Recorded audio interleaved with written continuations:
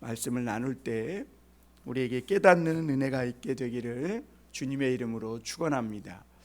요즘 봄이라 춘곤증이 이렇게 식사를 하고 나면 오게 됩니다.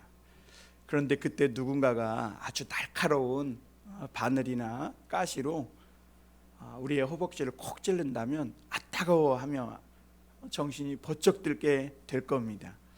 여러분, 오늘 우리가 읽은 마태복음 24장, 25장 이 말씀들은 우리를 이 세상에 잠들어 있던 잠에서 깜짝 놀라게 하는 말씀입니다. 그래서 오늘 우리가 이 말씀을 보면서 우리의 영혼이 좀 다시 한번 일깨움 받는 그런 시간이 되었으면 좋겠습니다.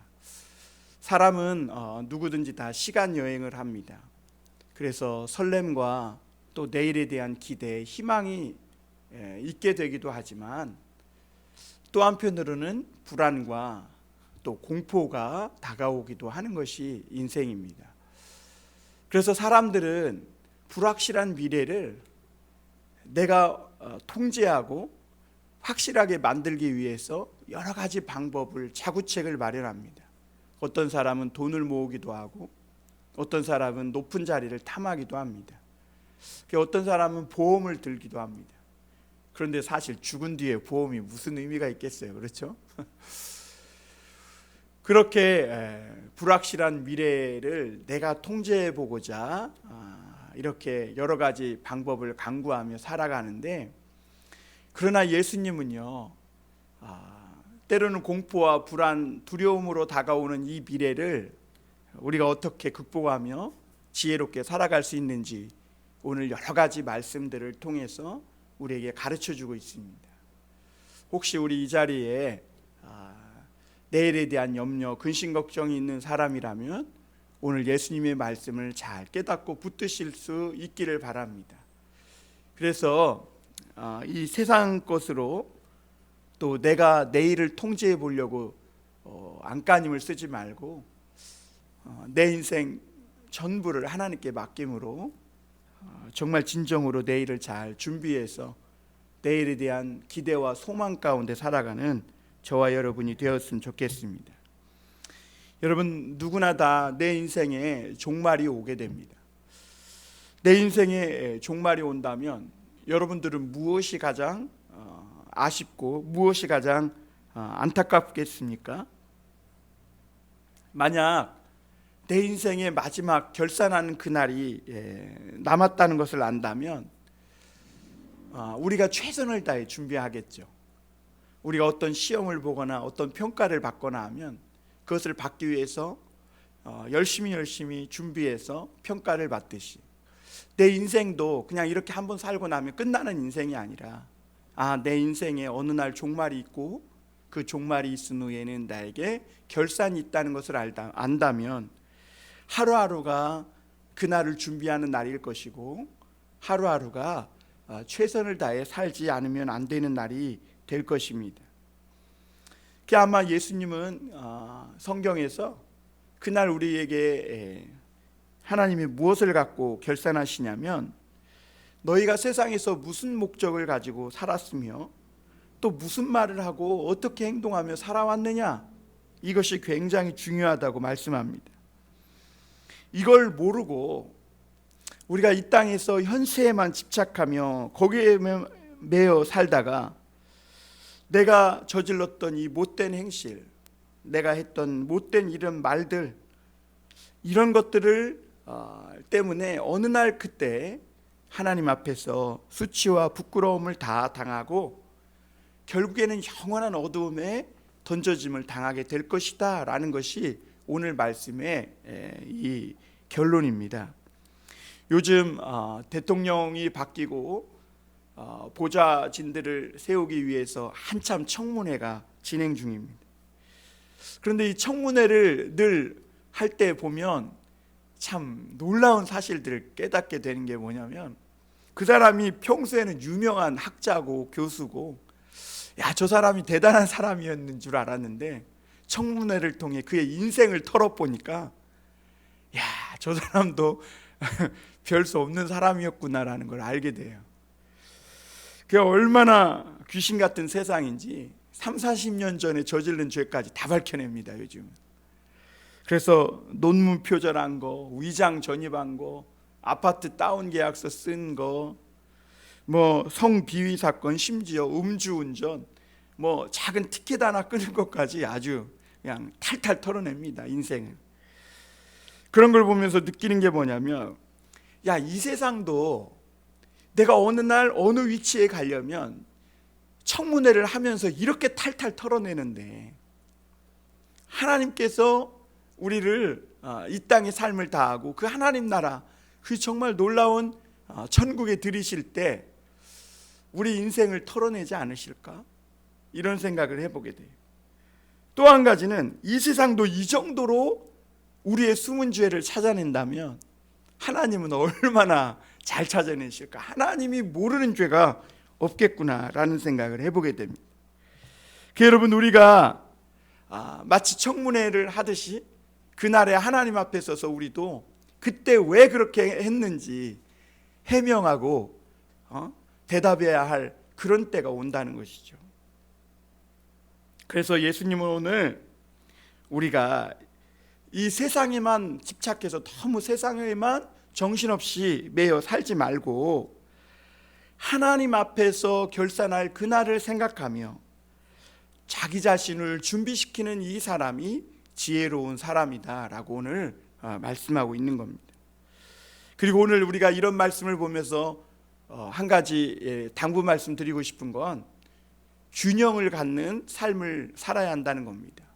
마치 신천지들 마냥 종말의 때가 있다는 것 때문에 14만 4천이라는 말도 되지 않는 숫자에 들어가기 위해서 이 세상은 다 포기한 채 그렇게 살라는 말이 아니라는 것을 오늘 이 말씀을 보면서 우리가 잘 알아야 되고, 우리가 우리 인생에 또는 이 세상에 개인적으로 또는 이 세상적으로 종말이 있음을 알고, 그렇다고 해서 우리가 모든 걸 다 포기하고 이 땅에서 그냥 종말이 올 것만 두려워하며 그렇게 살라는 말씀이 아니고, 균형을 갖고 살아야 함을 오늘 가르쳐주고 있는 것이죠. 그래서 예수님은 무화과 나무 비유나 노아 때의 이런 비유를 들면서 너무 이 세상에도 세상에 집착하고만 살지 말 것과, 또 반대로 너무 종말의 때를 두려워하고 불안하고 언제 올까 이거 그렇게 살지도 말고, 이 땅에서는 종말이 있음을 알고 하나님을 두려워하는 삶을 살며, 또한 우리가 이 땅에 사는 동안 하나님이 주신 일들에 최선을 다하고 성실하게 그렇게 살아가며 내일을 준비하는 지혜로운 사람이 되라고 말씀해 주고 있는 것이죠. 첫 번째로 우리가 생각해 볼 것은, 미래를 준비하는 사람들이 성경은 지혜로운 사람들이다라고 말씀하고 있습니다. 우리 역사는 한쪽에서 또 한쪽으로 이렇게 시간이 흘러가는 역사입니다.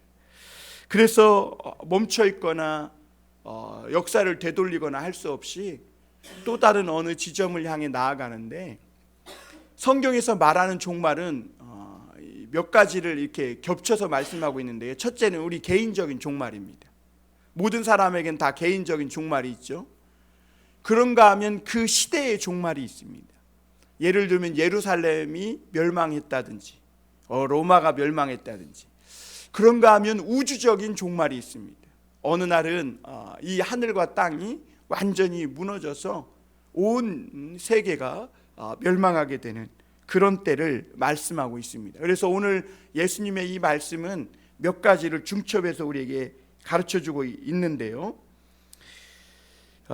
우리가 사람들은 평소는 종말을 잊고 아주 여유 있게 살아갑니다. 여러분, 그렇죠. 우리가 맨날 종말만 생각하고 막 두려워하고, 이게 하나님이 원하시는 삶은 아니에요. 미래에 어느 날 우리가 끝이 있지만 그럼에도 불구하고 마치 우리의 삶이 영원한 것처럼 그렇게 하나님 앞에 여유를 갖고 살아가길 원하죠. 그럼에도 불구하고 하나님이 조금 이 하나님께서 우려하시는 삶이 뭐냐면, 종말은 새까맣게 있고 내가 누리고 있는 지금 이 모든 것들을 앞으로도 내가 계속 누릴 수 있다는 착각에 빠져서 사는 겁니다. 그런 삶을 하나님이 염려하시는 것이죠. 왜냐하면 인류는 늘 그러해 왔기 때문입니다. 그리고 아마 저와 여러분들도 그런 삶을 살아오셨는지도 모르겠어요. 그러나 여러분, 분명한 사실은 사람은 미래에 일어날 일을 아무도 모른다는 겁니다. 언제 내게 큰 병이 찾아올지 몰라요. 여러분, 암 걸린 사람이 암 걸릴 줄 알고 있던가요? 어느 날 병원에 가보니까 내 속에서 암덩이가 자라고 있던 것이죠. 또 어느 날 언제 내게 큰 시험과 내 인생에 큰 절망이 올지 모르고 우리는 살아갑니다. 그러나 분명한 사실은 모든 사람은 살아오면서 내가 살아온 그 삶의 행위, 행실, 그리고 내가 내뱉은 이 모든 말들에 대해서 결산할 그날, 바로 그 종말이 있다는 것은 누구나 다 알고 있는 사실입니다. 오늘 40절 41절 말씀 한번 보겠습니다. 그때 두 사람이 밭에 있음에 한 사람은 데려가고 한 사람은 버려둠을 당할 것이요, 두 여자가 맷돌질을 하고 있음에 한 사람은 데려가고 한 사람은 버려둠을 당할 것이니라. 오늘 여기서 예수님이 하신 말씀에 보면 밭에서 두 사람이 일하고 있고 또 두 여인이 맷돌질을 하고 있습니다. 아주 평범한 일상에서의 평소의 일을 하고 있는 겁니다. 아마 이 둘은 아주 가까운 사이인지도 모르겠어요. 뭐 형제 자매인지도 모르고 아빠 자녀인 그런 관계인지도 모릅니다. 그리고 이들이 한 장소에서 열심히 한참 일을 하고 있음을 보게 됩니다. 그런데 어느 날 이 두 사람에게 갑자기 종말이 찾아온 겁니다. 예기치 못한 죽음으로 하나님의 심판이 그들의 인생에 시작된 것이죠. 그 과정에서 오늘 분명한 사실은 어떤 사람은 받아들여짐을 당하고 또 어떤 사람은 뭐예요? 버려둠을 당할 것이다, 이렇게 예수님은 말씀하고 있습니다. 오늘 이 말씀에 대한 핵심은 두 가지입니다. 먼저 우리가 기억할 것은 하나님 앞에서 우리 인생의 가장 중요한 것은 죄의 용서함을 받았는가 하느냐는 겁니다. 왜냐하면 모든 사람은 죄인인데 이 죄를 가지고 하나님 앞에 받아들여짐을 당할 수 없다는 것. 하나님은 거룩하신 분이세요. 죄와 함께 하실 수 없는 분입니다. 그래서 이 세상에서도 30년 전에 지은 죄들이 다 드러난다면 하나님 앞에서 우리의 행실, 우리가 저지른 이 악한 말이나 행동들, 또 우리 마음에 품었던 이 나쁜 생각과 심지어 마음조차도 하나님 앞에 드러나지 않을 죄가 하나도 없다는 겁니다. 그렇다면 이 죄를 가지고 우리가 어떻게 살 수가 있느냐 하는 것이죠. 그런데 성경은 내가 저지른 이 못된 행실, 이 못된 죄들을 씻어낼 수 있는 길을 열어주고 있습니다. 그것은 어린 양 예수 그리스도의 이 피가 내 죄를 깨끗이 씻었다는 이걸 그냥 믿는 겁니다. 이해하려고 하지 말고 믿으세요. 그러면 그 믿음을 통해 하나님이 우리 죄를 씻어주시고 우리를 의롭게 해주신다는 것입니다. 여러분, 죄는요, 내가 대통령이 되었다고 없어지는 게 아니에요. 죄는 내가 이 세상에 살면서 몇 번 착한 일을 했다고 해서 가감되는 것이 아니에요. 여러분, 내가 이 세상에서도 아무리 고아원 봉사하고 선한 일 하고 착한 일을 아무리 많이 해도 죄를 한번 딱 지으면 어떻게 되는가? 감옥에 들어가게 돼 있는 거예요. 물론 참작은 좀 되겠죠. 그러나 죄가 없어지는 것은 아닙니다. 그래서 여러분, 오직 우리가 이 땅에 사는 동안 지었던 이 모든 죄들, 마음으로 품었던 이 악한 마음, 불순한 동기들, 이런 모든 것들 오직 예수님의 피로 씻어야만 이 죄가 씻겨 나간다고 말씀하고 있고, 오늘 이 예수님이 우리 인간의 끝이 마지막이 있다는 것을 말씀하시면서 우리의 죄를 예수님으로 피로 씻고 그 예수님으로 인해 구원받아야 함을 말씀하고 있는 것이죠. 또 다른 하나는 얼마나 하나님 말씀에 우리가 신실하며 살았느냐 하는 것입니다. 오늘 여기서 보면 예수님이요, 너희는 구원받기 위해 모든 하던 일을 멈추고 한 곳에서 모여가지고 기도하고 성경만 보고 그렇게 하라 이렇게 말씀하신 것이 아니에요. 여기 보면 밭일을 하고 있고 맷돌질을 하고 있어요. 이것은 우리가 일상에서 아주 평범히 지극히 작은 일들을 하고 있는 겁니다. 그런데 중요한 것은 예수님이 이 비유를 통해 우리에게 알려주시고자 하는 말씀은 평소에 어떻게 너희가 그런 일들을 행했느냐가 중요하다는 겁니다. 똑같이 맷돌질하고 똑같이 밭일을 하고 있었는데 한 사람은 데려감을 당하고 한 사람은 버려둠을 당한다. 이게 무슨 말일까요? 똑같은 일을 하고 있고 똑같이 살아가고 있는 것 같지만 어떤 사람은 그 일을 정말 신실하게 성실하게 정말 이 선한 동기를 가지고 그 일을 하고 있다면, 어떤 사람은 보이지 않지만 같은 일을 하고 있어도 악한 동기로 그 일을 했다는 것을 우리가 생각해 볼 수가 있습니다. 그래서 요한복음 5장 29절에 보면 선한 행실을 한 사람은 이 생명의 부활로 나오지만 악한 행실을 하는 사람은 이 사망의 부활로 나타난다고 증거하고 있습니다. 그러니까 우리가 이 땅에서 한 그루의 사과나무를 심더라도 어떤 마음으로 어떤 목적을 위해 어떤 동기로 그런 일을 했느냐가 너무나 중요한 겁니다. 그래서 예수님은 오늘 어떤 사람이 똑같이 두 사람이 일하고 있지만 어떤 사람은 받아들여짐과 어떤 사람은 버려둠을 당하면서 분리가 일어난다는 것을 분명히 말씀하고 있어요.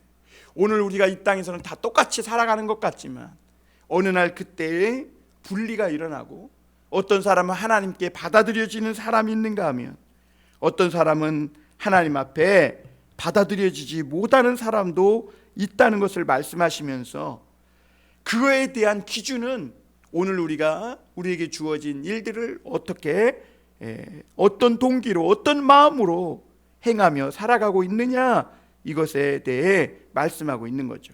그것은 곧 너희가 하나님의 말씀에 얼마나 반응하며 살았냐 하는 것입니다. 우리가 많은 말씀을 들어요. 그러나 그 말씀을 얼마나 믿고 우리 삶에 적용하며 살았느냐 하는 것이죠. 42절 한번 보겠습니다. 그러므로 깨어있으라. 오늘날에 너희 주가 임할는지 너희가 알지 못함이니라. 그렇게 말씀합니다. 그러므로 예수님은 우리 모두에게 깨어있어야 한다는 거예요. 정신 차리라는 겁니다. 우리에게 주어진 일들 그냥 아무렇게나 할 일들이 아니라는 겁니다. 이 하나하나가 그날의 분리가 일어날 때 중요한 기준점이 된다는 거예요. 내가 운전을 하든 내가 청소를 하든 어떤 마음으로 하느냐가 중요하다는 겁니다. 여러분, 중요한 것은 우리가 나이가 많아 늙어서 노인만 죽는 게 아니라 어린아이도 죽고 청소년도 죽습니다. 그러니까 모든 사람은 다 하나님 앞에 결산해야 되는데 우리 인생에 중요한 게 뭐냐면 모든 사람들로 하여금 결산한 준비를 하며 살아가게 해야 합니다. 여러분, 자녀들도 입시 준비, 취업 준비 중요합니다. 그런데 더 중요한 것은 자녀들에게 어느 날 내 인생의 마지막 날 하나님 앞에 서서 결산할 때 당당하게 설 수 있는 그 준비를 시켜줘야 하는 거예요. 그 인생을 어떻게 살아가야 할지 나중에 하나님 앞에서 대답할 말이 있도록 준비시켜주는 것이 중요합니다. 그러므로 여러분, 우리가 이 세상이 늘 영원하지 않다는 것, 이것을 기억하며 살라고 말씀하고 계신 겁니다. 여러분, 우리가 하나님이 언제 어떻게 우리를 부르실지 모르지만 저와 우리 모든 성도님들은 하나님, 저는 이렇게 살았다고, 하나님 앞에 내가 물론 실수도 하고 연약해서 넘어지기도 했지만 늘 주님을 바라보며 주님 의지하며 이렇게 살아왔노라고 주님 앞에 당당히 말할 수 있는 그 준비를 하며 살아갈 수 있는 사람이 지혜로운 사람인 줄 믿습니다. 두 번째로는 종말의 징조를 깨닫는 사람이 지혜로운 사람이라고 이렇게 말씀합니다. 여러분, 사람이요 얼마나 미련한지 내일 일어날 일이 어떤 일인지도 모른 채 막 오늘 큰 소리치며 살아갑니다. 여러분, 내일 분명히 무슨 일이 일어납니다. 내일 어떤 일이 일어날지 몰라서 그렇지 일이 없는 건 아니에요. 일어나요. 그리고 사람들은 내 몸속에 무언가가 막 악한 이런 종양이 자라고 있는데 그것을 모르고 살아가는 경우도 많이 있습니다. 그게 하나님의 은혜죠, 하루하루가. 그런데 내일 어떤 일이 일어날지도 일어날 건데 그걸 모르고 미련하게 오늘 마치 내가 내일처럼 오늘도 이어질 것처럼 이렇게 큰 소리치며 고집부리며 살아간다는 것이죠. 오늘 예수님은 37절에서 39절 말씀을 보면서 노아 때의 비유를 말씀합니다. 한번 보겠습니다. 노아의 때와 같이 인자의 마음도 그러하리라. 홍수 전에 노아가 방주에 들어가던 날까지 사람들이 먹고 마시고 장가들고 시집가고 있으면서 홍수가 나서 그들을 다 멸하기까지 깨닫지 못하였으니 인자의 임함도 이와 같으리라. 예수님은 노아 때를 예를 들어 설명하시면서 오늘 우리들의 삶에 일침을 가하십니다. 노아 때 인간의 문명은 정말 화려했습니다. 그리고 그 모든 혜택을 누리고 있었습니다. 그래서 노아 시대에 이미 큰 성읍도 쌓았고 그리고 기계도 만들었고 창세기에 보면 두발가인이 어떤 악기나 음식과 같은 이런 예술 쪽에서도 상당한 발전이 있었음을 우리가 볼 수가 있습니다. 그리고 이런 문명들은 거의 가인의 후손들, 다시 말하면 하나님을 믿지 않는 그런 후손들이 만들었다고 말씀하고 있습니다. 그 노아 시대 때 하나님을 믿었던 사람들 중에 셋의 자손이 있어요. 셋의 자손. 근데 이 셋의 자손은 가인의 후손이 번창한 것을 보고 믿음을 버려버립니다. 그리고 가인 후손 사이에 끼어서 하나님을 믿지 않는 사람들과 똑같이 믿음을 버리고 그렇게 살아갑니다. 그런 세상 속에서 하나님은 노아를 부르셨어요. 노아를 부르셔서 하나님이 인간의 이 하나님을 잊고 살아가는 그 인간의 죄악된 삶을 보면서 인간 지으신 것을 한탄하시면서 하나님이 이제 홍수로 모든 인류를 심판하겠다고 말씀합니다. 그리고 주님이 그 준비 기간은 120년이라고 말씀하시면서 노아에게 너는 물에 빠져 죽지 않도록 이 120년 동안 방주를 지으라고 말씀합니다. 노아는 110년을 허비하면서 큰 방주를 만들었습니다. 이 방주는 만약 홍수가 나지 않으면 아무 필요 없는 거예요. 여러분, 방주가 홍수가 안 나면 뭔 필요가 있겠어요, 그게. 그러니까 사람들이 조롱하는 거예요. 왜냐하면 배를 만들면 바닷가에서 만들든 호수에서 만들든 해야 하는데 산속에서 110년 동안 방주를 짓고 있으니까 이 노아가 이해가 안 되는 것입니다. 그 노아도 간혹 이런 생각이 간헐적으로 듭니다. 야, 내가 내 인생을 120년 동안 바쳐서 이 방주를 짓는데 만약 정말 하나님의 말씀대로 홍수가 안 일어나면 이게 무슨 낭비고 무슨 허비인가? 내 인생을 여기다 다 쏟는 것이 실수하는 것은 아닐까? 아마 노아도 간헐적으로 그런 생각이 들었을 겁니다. 그러나 노아는 사람들이 조롱하고 그렇게 유혹하는 말들을 듣지 않고 하나님께서 하신 말씀을 믿었습니다. 그리고 120년을 이 방주 짓는 일에 자기의 인생을 드렸어요. 여러분, 오늘 우리가 예배하고 이 주님 앞에 나와 있는 거 굉장히 의미 없는 시간 같죠? 가서 공부라도 한자 더 하고 가서 뭐 돈이라도 벌고 산에 가서 등산이라도 하면 건강하기라도 할 것 같은데 이 예배 시간에 나와서 이게 뭐 하는 건가? 사람들이 조롱합니다. 그런데 여러분, 오늘 노아는 그럼에도 불구하고 그 120년 동안 그 방주를 지었고 그 배가 마침내 완성됐습니다.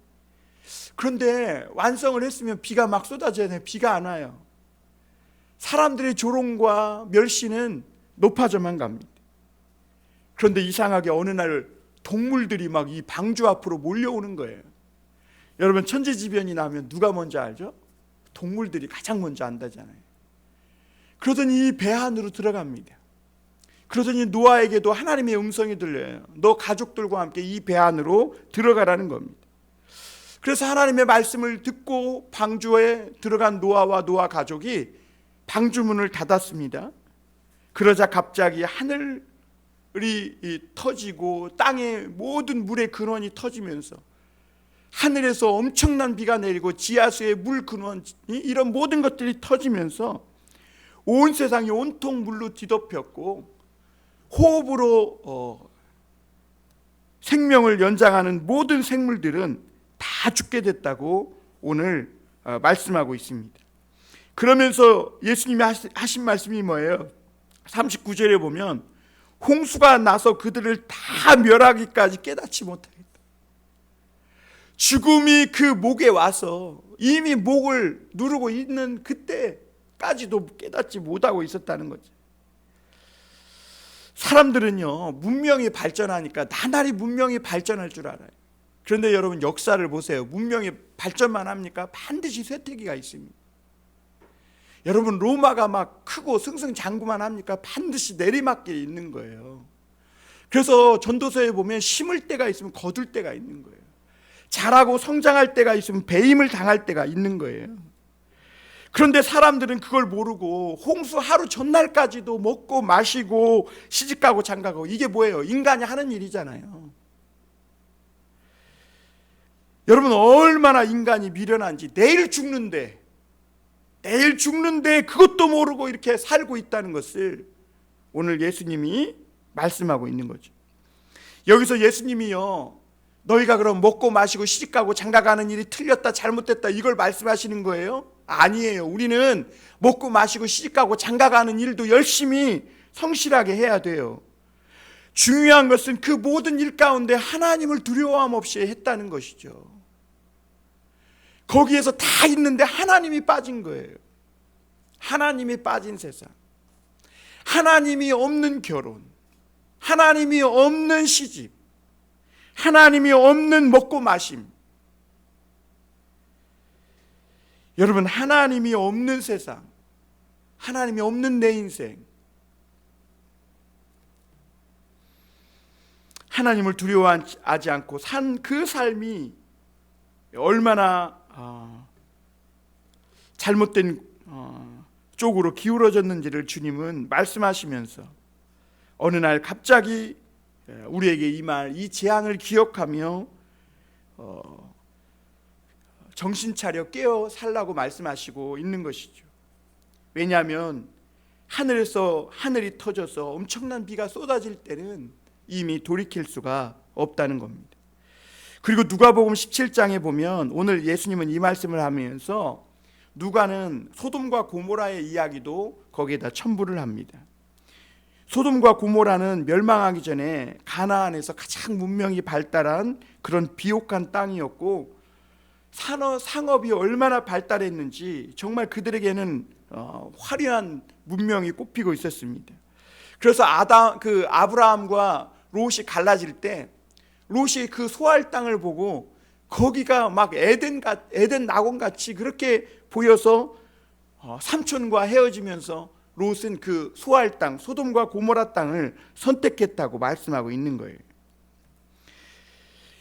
그러니까 사람들은 하나님의 말씀은 새까맣게 젖혀두고 먹고 마시고 사고 팔고 심고 집 짓고 이런 세상 일에만 집착하며 하나님의 심판이 남아있다는 사실은 두려워하지 않고 살아갑니다.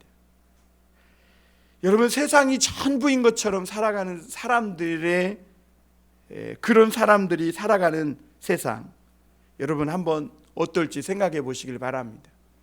그러니까 소돔과 고모라에서는요, 못할 일이 없었어요. 동성애라든지 막 사람 죽이는 살인이라든지 거짓말이라든지. 그래서 이 롯이요, 소돔과 고모라 땅에 보기에 좋아서 가서 살아보니까 그 땅 사람들이 너무 악한 거예요. 그래서 마음이 상할 정도로 악했다라고 말씀하고 있어요. 그래서 성경은 이 소돔과 고모라가 악한 성읍이었다. 그리고 어느 날 이 소돔과 고모라는 유황불로 심판을 당하게 되는 것을 보게 됩니다. 여러분, 오늘도 우리가 우리 오늘날 살아가는 이 모든 세상의 징조들을 보면서 하나님을 두려워해야 합니다. 여러분, 동성애, 또 전쟁, 그리고 오늘날 사람들이 너무 잘 살아요. 세상의 문명이 주는 혜택과 이 편리함만 믿고 거기에 빠져서 막 쿨쿨 잠자듯이 살아가는 사람들이 너무나 많습니다. 여러분, 이러한 때에 하나님은 우리가 하나님이 이 땅을 살펴보고 계시다는 것을 인지하고 두려워하고 살라고 말씀하고 있는 겁니다. 오늘 29절에서 31절에 보면 우리가 읽지는 않았지만 마지막 때 일어날 이러한 놀라운 우주 격변이 있다는 것을 말씀해 주고 있습니다. 한순간에 태양이 어두워지고 달이 빛을 잃고 하늘에서 별이 우수수 떨어집니다. 우주는 광대에서 얼마나 넓고 얼마나 넓은지 끝이 없을 거라고 이렇게 생각합니다. 어제도 우리 아이들이 막 이야기하면서 우주에 끝이 있을까 없을까, 빅뱅이 어쩌고 저쩌고 막 얘기를 해요. 여러분, 그런데 오늘 성경을 보니까 천만의 말씀입니다. 하나님께서 이 우주는요 벽지 한 장과 같다는 거예요. 그냥 하나님이 쫙 찢어내면 벽에 붙였던 달이고 별이고 다 우수수 떨어진다는 거예요.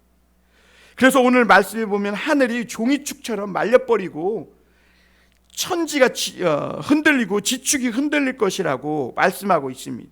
그리고 그날에 큰 나팔 소리와 함께 천사들을 보내리니 그들이 그의 택하신 자들을 하늘 이 끝에서 저 끝까지 사방에서 모은다고 말씀하고 있는 겁니다.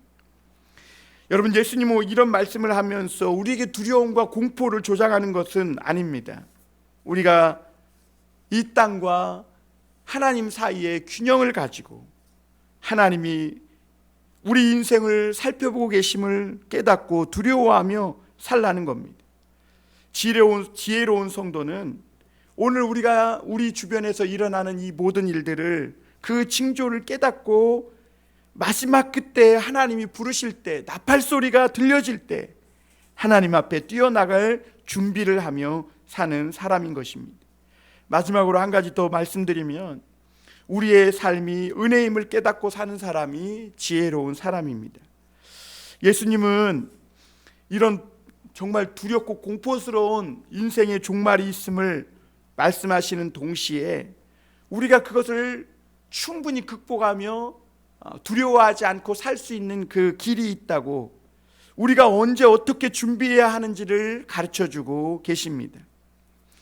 여러분, 우리는 불가항력적인 일들이 언제 일어날지 모르고, 그리고 그 일이 일어나면 대통령도 그 어떤 권력자도 돌이킬 수 없다는 것을 잘 압니다.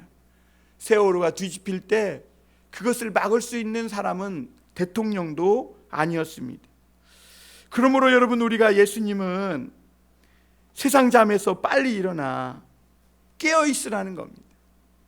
우리가 깨어있는 길만이 이 마지막 때 이 놀라운 일들에 휩쓸려서 떠내려가지 않는 길이라고 말씀하고 있는 겁니다. 여러분, 왜 깨어있으라고 하냐면 많은 사람들이 잠에 빠져 있다는 거예요. 잠에.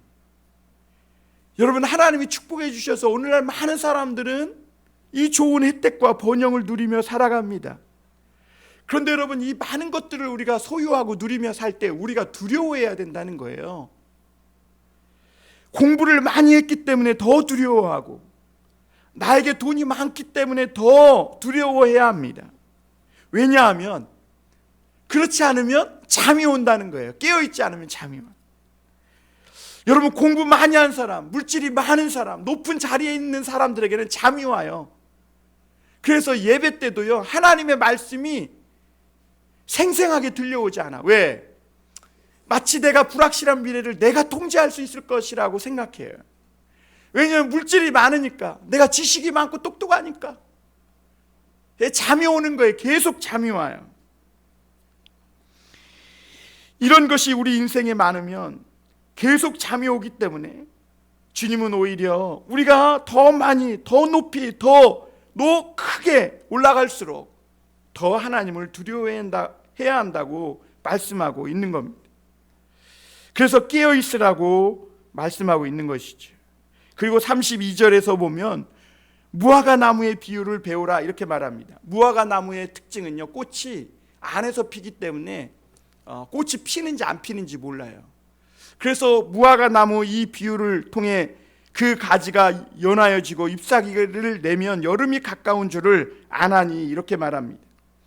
팔레스타인의 기후는 겨울이 길고 봄이 잠깐 왔다 바로 여름으로 갑니다. 그런데 이 여름은 얼마나 뜨거운지, 뜨거운 폭풍이 불기 때문에 물을 준비해 놓아야 합니다. 왜냐하면 물을 준비해 놓지 않으면 다 말라 죽고 농사를 지을 수 없기 때문에 그래요. 그래서 사람들은 그 팔레스타인에서 늘 무화과 나무를 이렇게 쳐다본다 그래요. 그러면 무화과 나무에서 가지가 연해지고 잎사귀가 나려고 하면 야, 이제 여름이 오고 있구나. 그러면 그릇을 막 준비해서 그 봄에 오는 이른비 때 물을 잔뜩 받고 채워놓는다는 겁니다. 그래서 주님은 무화과 나무 가지가 연해지고 잎사귀가 나오면 주님이 오실 것, 그날이 올 것을 준비하라고 합니다. 여러분, 여기서 그날은 사실 멸망의 날, 재앙의 날이라기보다는 오순절에 성령이 임하신 것을 우리에게 먼저 말씀하고 있는 겁니다. 다시 말하면 아무리 재앙이 오고 멸망이 오도요, 하나님의 이 성령과 은혜를 받아서 성도들이 이 땅의 물질적인 탐욕이나 욕심이나 세상의 자랑이나 이 세상의 모든 애착을 버리고 은혜로 충만해져 있으면 아무리 무섭고 어두운 캄캄한 재앙이 와도 절대로 두려워하지 않고 불안해하지 않을 수 있다는 겁니다. 왜냐하면 이미 하나님 앞에서 대답할 모든 준비를 다 하며 그렇게 은혜 충만하게 살아가고 있기 때문에 그렇습니다. 예수님은 세상을 다 포기하며 우리에게 살라고 하지 않습니다. 공부도 열심히 잘하고 건강하고 취업하고 열심히 물질도 벌어서 단 너희 속에 하나님의 은혜를 충만히 채우며 살아가라고 말씀합니다.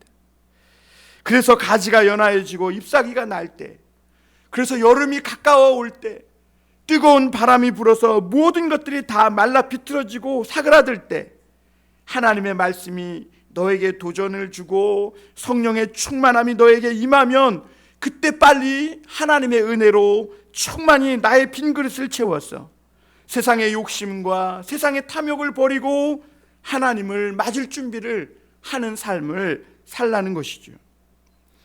그래서 35절에 보면 천지는 없어질지언정 내 말은 없어지지 아니하리라 그랬어요. 이 세상은 어느 날 마침내 종말을 맞아 없어지지만 이 하나님의 말씀은 영원히 없어지지 않고 끝까지 있을 것이라고 말씀합니다. 그리고 그날은 도적같이 우리에게 온다고 말씀하시면서 어느 날 어느 시에 오는지 안 알려주고 있습니다. 그것은 하나님이 인간의 악함을 아시기 때문에 그래요. 하나님께서 갑자기 오신다는 말의 의미는 하나님이 어떤 특정한 순간에 오겠다, 그 날짜를 예측하고 있어라 이런 얘기를 하는 게 아니라 평소에 우리가 어떻게 우리 마음에 하나님의 은혜로 채우며 신앙생활을 하고 있는가를 하나님께서 보시겠다는 의미인 겁니다. 그러므로 성도들에게 지금이 중요합니다. 지금 내가 어떻게 살고 있는가? 지금 내가 은혜로 충만한가? 주님은 그것을 보시고 어느 날 갑자기 들이닥치겠다고 말씀하고 있는 겁니다. 그리고 나서 45절부터 마지막 51절까지는 충성되고 지혜로운 종에 대해서 말씀하고 있습니다. 여러분, 충성되고 지혜로운 종과 악한 종의 차이는, 충성되고 지혜로운 종은 마치 내일 당장, 아니 오늘 예수님이 올 것처럼, 주인이 올 것처럼 때를 따라 아침 점심 저녁 자기가 맡은 사람들에게 열심히 때를 따라 양식을 나눠줍니다. 이 말씀은 뭐예요? 자기가 해야 할 일을 열심히 해야 하고 있다는 거예요. 왜? 오늘 아니면 내일 주인이 올 것 같은 그런 마음을 가지고 한다는 거죠. 그런데 악한 종은 어떤 종입니까? 주인이 더디 올 거라 생각한다는 거예요. 특징이. 그래서 주인이 더디 올 거라 생각하고 오늘도 안 오고 내일도 안 오고 모레도 안 오고 한 10년쯤에 후에 올 거야 이래 생각하고 동료들 막 때려요. 자기가 힘 좀 있다고 막 마음대로 행사하고, 그리고 술 친구들과 먹고 마시며 흥청망청 거드름 피우며 게으르게 그렇게 살고 있다는 것이죠. 그래서 여러분, 노아처럼 120년 세월을 허비한 것 같지만 배를 만들어서 열심히 그렇게 하루하루를 산 노아는 자기 가족도 살리고 동물들도 다 살려서 하나님의 뜻을 이루는 지혜로운 충성된 종이 되었습니다. 여러분, 그래 오늘 예수님은 지혜로운 종은 이렇게 때를 따라 하나님의 양식을 나눠주는 사람, 이게 무슨 말이에요?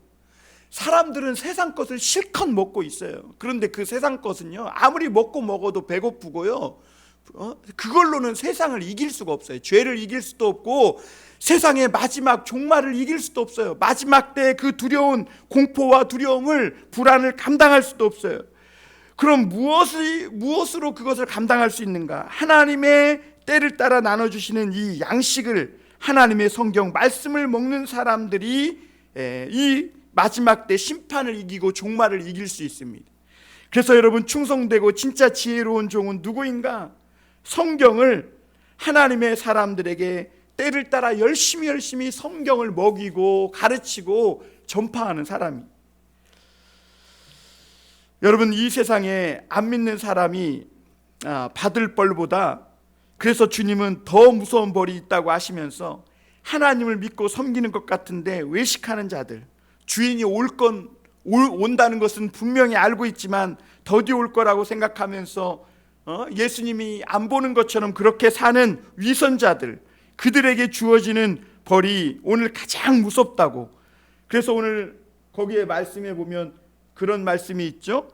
그 50절 51절에 보면, 생각지 않은 날 알지 못하는 시각에 그 종이 주인에게 이르러 어미 때리고 외식하는 자가 받을 벌. 외식하는 자가 누구예요? 아예 하나님을 안 믿는 사람이 아니라 하나님을 알긴 아는데 하나님, 이 주인이 올 것을 예상치 않고 주인이 안 보고 있는 것처럼 이렇게 살다가 어느 날 갑자기 주인이 들이닥치게 된 그런 사람을 말하고 있는 거죠. 그때 그가 슬피 울며 이를 갈게 될 것이다, 이렇게 말씀하고 있는 겁니다. 사람만 모르면 되고 사람만 속이면 된다는 그런 생각이 사실 인간에게 가장 무서운 생각입니다. 하나님을 믿고 섬기는 것 같은데 외식하는 자들, 그들에게 주님은 가장 무서운 벌을 내리겠다고 말씀하고 있는 것이죠. 그러므로 여러분, 우리가 하나님을 일만큼 안다면 그 일 아는 만큼 하나님 앞에서 어떻게 살아야 할지 우리가 깨닫는 것이 중요합니다. 어느 때부터인가 사람들은 세상에 너무 좋은 것에 취하며 살아갑니다. 전에는 걸어 다녔는데 하나님이 차를 주시니까 이제는 그 차를 타고 다니면서 차가 막히면 성질을 냅니다. 그런데 여러분, 사람이 이렇게 변하는 것이 정말 무서운 현상이라는 것입니다. 우리가 이렇게 변할 수 있다는 것, 내가 이 세상에 좋은 것, 세상에 편리한 것에 병들어서 나도 모르게 악하고 난폭하게 당연한 것처럼 그렇게 내 마음이 변할 수 있다는 것이 무서운 겁니다. 예수 믿는 사람들이 세상 사람들과 똑같이 성공하고 세상에서 돈이 많은 것을 자랑하고 이런 일들이 하나님은 두려운 일이라는 겁니다. 세상에서 열심히 살아야 하지만 세상은 철거될 집이고 결국은 하나님의 심판이 준비되어 있다고 예수님은 우리에게 오늘 가르쳐 주십니다. 그러므로 여러분, 세상에서 우리가 좀 고난당하고 건강하지 못하고 또 힘든 시험을 겪고 있는 것이 나쁜 일인 것만은 아닙니다. 잠들었던 우리 잠을 깨우고 하나님께 더 가까워지게 하려는 하나님의 뜻인지도 모릅니다. 오히려 세상에서 부자되고 성공해서 물질이 많은 것, 높은 자리에 오른 것이 훨씬 더 무섭고 두려운 일입니다. 왜냐하면 자꾸 잠이 오기 때문입니다. 실제로 그런 사람들은 예배 시간에도 잡니다. 그러므로 여러분, 우리가 주님의 다시 오실 그날이 있음을 믿고 내 개인의 종말, 이 세상에 종말이 있다는 것을 인식하고 오늘 하루하루 우리가 준비하며 하나님의 심판을 잘 준비해서 우리가 주님 앞에 당당하게 임하여 그날에 주님이 물으실 때 주님 나는 이렇게 살았노라고 소망 중에 대답할 말이 있는, 해명할 말이 있는 복 있는 성도들이 다 되시기를 주님의 이름으로 축원합니다. 기도하겠습니다.